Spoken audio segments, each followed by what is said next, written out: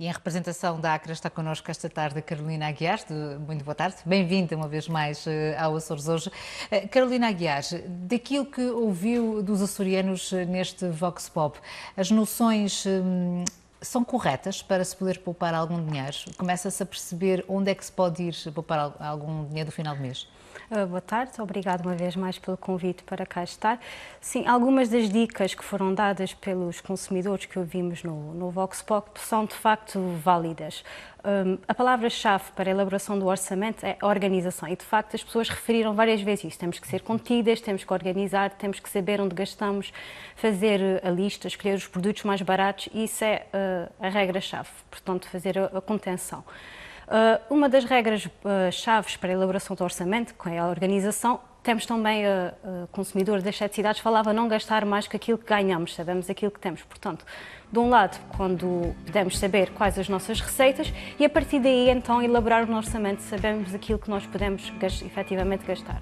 Tudo uma regra matemática para sabermos o que temos disponível e aquilo que podemos usar. Sim, devemos organizar o nosso orçamento, pode ser de várias formas. Podemos fazê-lo num pequeno caderno, numa folha, podemos fazer no computador, na folha Excel, numa folha Word e também hoje em dia já existem aplicações para telemóvel ou sites onde nos permitem organizar de uma forma mais fácil o nosso orçamento familiar. De um lado, temos que ter em consideração reunir todas as nossas receitas, tudo aquilo que nós ganhamos, pode ser o nosso ordenado, rendas de uma casa que tenhamos a arrendar, juros de uma conta bancária, no caso os mais novos, a mesada.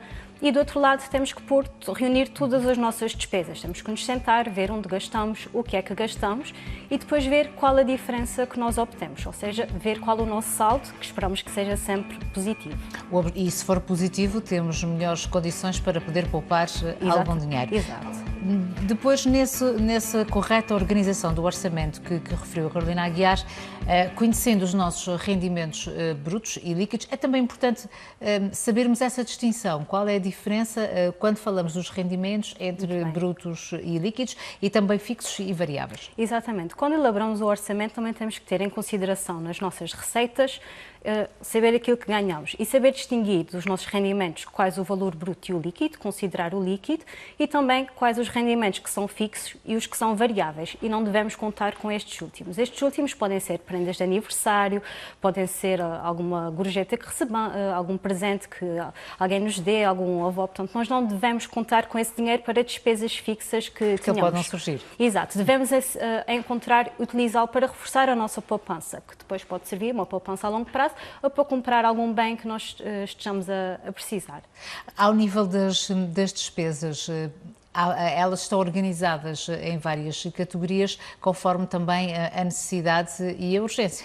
Exatamente, temos 4 tipos de despesas. Temos as despesas fixas, são despesas cujo montante nós nunca conseguimos alterar, tendo em consideração o consumo que temos de acordo com ele. Podem ser prestações de casa, rendas, etc. Temos depois as nossas despesas necessárias, são despesas com coisas que nós necessitamos para a nossa sobrevivência à sociedade. Alimentação, vestuário, transportes. Temos as variáveis, são despesas que nós aí já temos algum controle, porque elas dependem daquilo que nós utilizamos. Do nosso consumo. Exatamente, do nosso consumo. Despesas da água, da luz, telecomunicações, portanto, tudo aquilo que nós conseguimos controlar. E depois temos as despesas supérfluas, são despesas com desejos, coisas que nós queremos, no entanto, nós conseguimos sobreviver muito bem sem elas. Jantar fora, cinema, etc. E é nestas duas últimas que podemos tentar todos os meses ganhar algum dinheiro. Exatamente. Muitas vezes, se não todas as vezes que fazemos orçamento, temos que definir bem o que é uma necessidade e o que é um desejo. E depois, uma vez que os nossos desejos são ilimitados, no entanto, os nossos recursos financeiros não os são. Portanto, temos que fazer este exercício várias vezes. O que é um desejo e o que é uma necessidade. E, de facto, só nestas últimas duas, nas despesas variáveis e nas despesas supérfluas, é que conseguimos reduzir o consumo. Ouvimos vários consumidores no Vox Pop a dizer tentamos desligar a luz, temos atenção à água, portanto, são estas as despesas e as medidas que nós conseguimos ter para contribuir para a poupança. No entanto, as supérfluas, evidentemente, são as primeiras a que poderemos arriscar, porque não são apenas um capricho da nossa parte, mas, por outro lado, a acumulação das despesas, das poupanças, pode-nos permitir, num dado momento, usufruir deste desejo. Exatamente. Essa é uma das vantagens da criação do orçamento, não é? quando criamos o orçamento, temos várias regras. Temos que saber exatamente onde é que vamos gastar o nosso dinheiro, o que é que queremos comprar e onde é que queremos gastar. Devemos comparar vários preços e os vários produtos em várias lojas, planear todas as nossas despesas e sempre contar com imprevistos. E depois, elaborando este orçamento, temos inúmeras vantagens. Uma delas são ganhar o controle sobre os nossos recursos financeiros, conseguimos ter uma grande organização das receitas e despesas, há uma maior comunicação entre o nosso agregado familiar, conseguimos também incluir as crianças e os adolescentes, porque todos sabemos onde gastamos e onde podemos poupar, e com isto tudo nós temos os ganhos monetários que podemos usufruir para a criação da poupança ou para adquirir os bens que nós tanto queremos. Por isso, o primeiro passo, e esse pode ser um exercício de qualquer família, pelo menos dedicar um mês a fazer essa recolha, tendo todos os rendimentos possíveis e também todas as despesas que forem efetuadas. Exato. Pelo menos durante um mês fazermos esse exercício, para no final sabermos qual é a nossa margem. Exatamente. Se fizermos muito rapidamente, a título de exemplo, se todos os dias bebermos 2 cafés por dia fora de casa, ao fim do mês são 26 euros, que se calhar facilmente conseguiríamos poupar e acumular numa poupança. A título de... Só uma curiosidade, e é uma dica de poupança, mas também a Carolina Aguiar já vai partilhar outras dicas connosco para sabermos também onde podemos ir a buscar e conseguir angariar mais algum dinheiro para que a poupança seja crescente e não diminuta. E depois, a poupança, evidentemente, terá vantagens, sobretudo no momento em que precisarmos, às vezes acontecem determinadas circunstâncias, determinados imprevistos, e a poupança aí poderá ser uma ferramenta útil. Exatamente. A poupança tem vários propósitos, não é? Nós não devemos poupar para várias situações. Devemos poupar em situações de, não só antes nós fazemos compras mais onerosas ou mais caras, como um carro ou uma casa, mas também quando vamos planear uma viagem, quando queremos fazer a entrada para a aquisição da nossa casa e todos os custos inerentes com comissões e créditos bancários, com a educação dos filhos, sobretudo quando eles seguem o ensino superior, onde há um maior acréscimo com as despesas de propinas, viagens, alimentação, etc. Tem que ser uma poupança feita ao longo de vários anos. Exatamente. E também, novamente, reforçando aquilo que acabou de dizer, também, a título de exemplo, acumular fundos para a reforma. Também devemos ter isso em consideração. E em algumas etapas da vida nós também conseguimos antecipar o aumento das despesas. Temos como exemplo a criação ou aumento do nosso agregado familiar. Portanto, com a chegada de um filho, sabemos que despesa acrescida. Exatamente, há uma despesa acrescida. Sabendo que vai chegar este novo membro, devemos reforçar ou iniciar uma poupança que permita atenuar este impacto financeiro, pelo menos dos primeiros anos de vida. E depois, claro, continuar essa poupança para outros encargos com a educação. Temos também outra antecipação é na compra da casa. Sabemos que vamos ter o encargo com bancos, etc. Mas esta decisão depois acarreta um custo quase que nos acompanha ao longo da nossa vida com encargos bancários. Portanto, devemos ter em consideração esta despesa que vamos ter, saber se conseguimos contrair ou não esta compra e depois ter sempre o dinheiro para a entrada da casa, comissões bancárias e um pouco também guardado para alguma emergência ou alguma situação imprevista, como vamos falar de seguida. E que situações imprevistas é que, por vezes, podem esgotar a nossa capacidade de poupança? Pois, fala-se muito nos 3 Ds, são o desemprego, o divórcio e a doença. São as situações em que diminuem ou então até alteram muito, influenciam o rendimento familiar. Existem algumas formas, a poupança ajuda a atenuar essa situação e também, às vezes, quando contratualizamos alguns seguros que nos ajudam, no caso de um seguro contra todos os riscos no automóvel, no seguro de saúde que ajuda a diminuir as despesas ou os encargos imediatos no caso de doença. Portanto, são todas essas situações que nós devemos, infelizmente, vivemos nesta conjuntura e que temos que ter em consideração. E essa contratualização de seguros pode ser uma mais-valia para situações imprevistas? Sim, claro que temos que considerar que esta será uma despesa corrente que vai entrar no nosso agregado familiar. E temos que ver caso a caso, analisar, comparar os preços e depois comparar em situações que sabemos que teremos, no caso uma pessoa que tenha ou que já seja hereditária alguma doença, sabemos que teremos a probabilidade de vir a contrair aquela doença.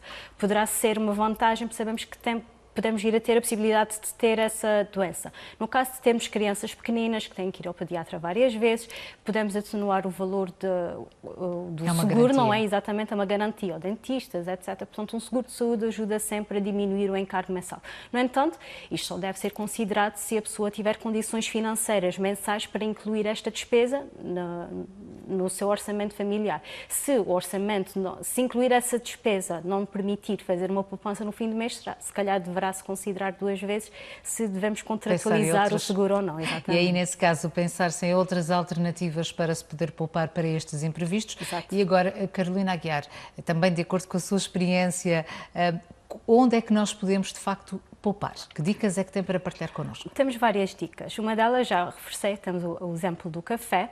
Podemos também, muitas vezes, optar por fazer as refeições em casa ou então trazê-las connosco, poupando assim idas a restaurantes e despesas acrescidas.